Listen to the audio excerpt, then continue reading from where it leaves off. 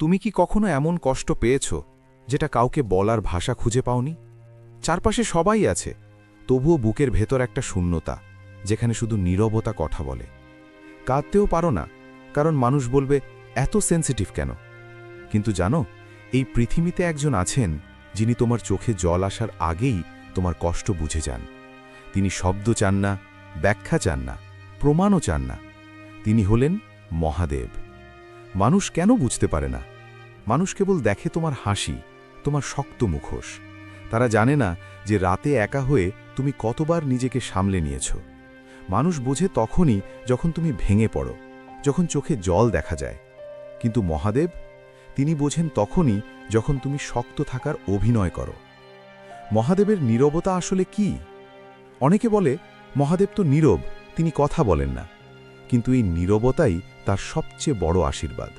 কারণ তিনি জানেন সব কষ্ট ভাষায় প্রকাশ হয় না, কিছু ব্যথা শুধু হৃদয়েই অনুভব করে। তাই তিনি অপেক্ষা করেন না তোমার কান্নার জন্য। তোমার নিঃশ্বাসের ভার তার কাছে পৌঁছে যায়। তুমি কাঁদার আগেই কিভাবে তিনি বোঝেন? যখন তুমি রাতে চুপচাপ তাকিয়ে থাকো ছাদের দিকে আর মনে মনে বলো, আর পারছি না। সেই কথাটা মুখে না এলেও মহাদেব শুনে ফেলেন। যখন তুমি কাউকে বলো, আমি ঠিক আছি, কিন্তু বুকের ভেতর ঝড় চলছে, তিনি সেই ঝড়ের শব্দ শুনতে পান। কারণ তিনি তোমার আত্মার সাথে যুক্ত। কষ্ট কেন আসে জানো? মহাদেব কখনো কষ্ট দেন না তোমাকে ভাঙার জন্য, তিনি কষ্ট দেন তোমাকে গড়ে তোলার জন্য।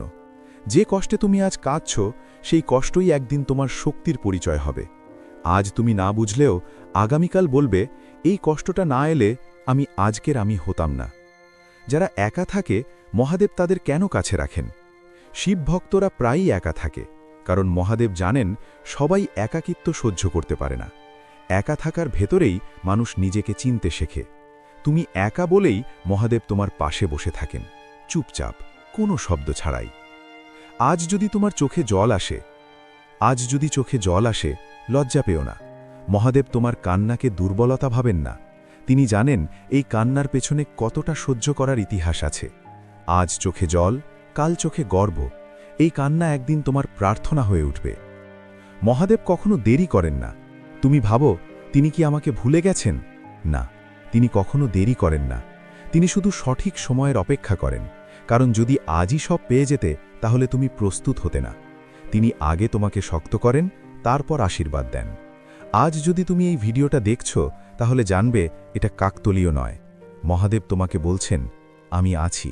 তুমি কাঁদার আগেই আমি তোমার কষ্ট বুঝি। চোখ বন্ধ করো, একবার মনে মনে বলো, হার হার মহাদেব। তোমার কষ্ট হালকা হবে, কারণ তুমি একা নও। যে কাঁদার আগেই তোমার কষ্ট বোঝে, তিনি কখনো তোমাকে ছেড়ে যান না। হার হার মহাদেব।